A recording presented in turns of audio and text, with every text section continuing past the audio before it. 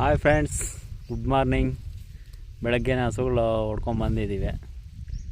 ಬೆಳಗ್ಗೆನೇ ತೆಂಗಿನಕಾಯಿ ತಿನ್ಬೇಕು ಅನಿಸ್ತು. ಒಂದು 3 ಕಲ್ಲು ತಗೊಂಡು 3 ಸಲ ಹಾಕಿದೆ, ಬೀಳಲಿಲ್ಲ. 4ನೇ ಸಲಿಗೆ ತೆಂಗಿನಕಾಯಿ ಬಿತ್ತು. ಇದನ್ನು ಕಲ್ಲಲ್ಲಿ ಈ ಥರ ಬಿಡಿಸ್ಕೊತಾ ಇದ್ದೀನಿ, ಯಾಕಂದರೆ ಈ ಥರ ಬಿಡಿಸ್ಕೊಂಡ್ರೆ ತಿನ್ನೋಕ್ಕೂ ಚೆನ್ನಾಗಿರುತ್ತೆ. ಹಾಗೆ ನಮ್ಮ ಹಸುಗಳು ಆ ಕಡೆ ಮೈಕೊಂತ ಬರ್ತಾಯಿದ್ದಾವೆ. ನಮ್ಮ ಹಸುಗಳು ಆ ಕಡೆಯಿಂದ ಮೈಕೊಂತ ಬರ್ತಾಯಿದ್ದಾವೆ. ನಾನು ಏನು ಮಾಡೋದಂತ ತೆಂಗಿನಕಾಯಿ ಅದೇ ಹೇಳ್ದಲ್ಲ, 4ನೇ ಕಲ್ಲಿಗೆಲ್ಲ ಬಿಡಿಸ್ಬಿಟ್ಟೆ. ಇನ್ನೂ ಹಸುಗಳು ಹೊಡ್ಕೊಂಬರೋರು ಜಾಸ್ತಿ ಜನ ಇದ್ದಾರೆ. ಅವ್ರು ಬರೋಷ್ಟೊತ್ತಿಗೆ ಬಿಸಿಲು ಬೇರೆ ಜಾಸ್ತಿ ಆಗಿದೆ.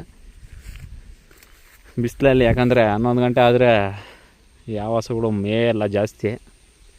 ಈ ಹೊಂಗೆ ಮರದ ಕೆಳಗಡೆ ಹೊರಟೋಗುತ್ತೆ ನಮ್ಮ ಹಸುಗಳು ಬೇಗ. ಅದಕ್ಕೆ ಸ್ವಲ್ಪ ಬೇಗನೆ ಇವತ್ತು ಹೊಡ್ಕೊಂಬಂದೆ. ಹಸುಗಳನ್ನೆಲ್ಲ ಕ್ಲೀನಾಗಿ ತೊಳೆದ್ಬಿಟ್ಟು ರೆಡಿ ಮಾಡಿ ನಾನು ಕರ್ಕೊಂಬಂದಿದ್ದೀನಿ. ಇದೇ ಥರ ನೀವು ಹಸುಗಳನ್ನ ಡೈಲಿ ತೊಳಿತಾ ಇದ್ದರೆ ಅವಾಗ ಯಾವುದೇ ಕಾಯಿಲೆ ಆಗಲಿ, ನೊಣಗಳಾಗಲಿ, ಪಿಡಿದೆಗಳಾಗಲಿ ಜಾಸ್ತಿ ಇರಲ್ಲ.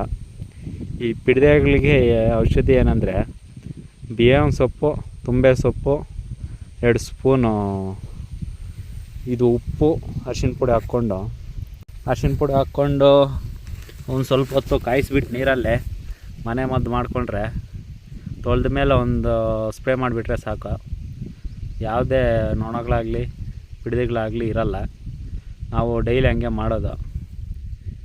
ಯಾಕಂದರೆ ಜಾಸ್ತಿ 1 ವರ್ಷದಿಂದ ನಾನು ಹಂಗೆ ಮಾಡ್ತಿದ್ದೀನಿ. ನೀವು ಅದೇ ಥರ ಮಾಡಿ. ಯಾರೂ ಲೈಕು ಮಾಡ್ತಿಲ್ಲ, ಸಬ್ಸ್ಕ್ರೈಬು ಮಾಡ್ತಿಲ್ಲ. ದಯವಿಟ್ಟು ಹಳ್ಳಿ ಹುಡುಗನನ್ನು ಬೆಳೆಸಿ ಅಂತ ಕೋರ್ಕೊತಾ ಇದ್ದೀನಿ. ಪ್ಲೀಸ್ ಫಾಲೋ ಮಾಡಿ, ಸಬ್ಸ್ಕ್ರೈಬ್ ಮಾಡಿ, ಶೇರ್ ಮಾಡಿ ದಯವಿಟ್ಟು. ಹಿಂಗೆ ದಿನೇ ನಂಗೆ ಗೊತ್ತಿರೋ ಮಟ್ಟಿಗೆ ನಾನು ತಿಳಿಸ್ತಾನೆ ಇರ್ತೀನಿ. ಜೈ ಹಿಂದ್, ಜೈ ಕರ್ನಾಟಕ.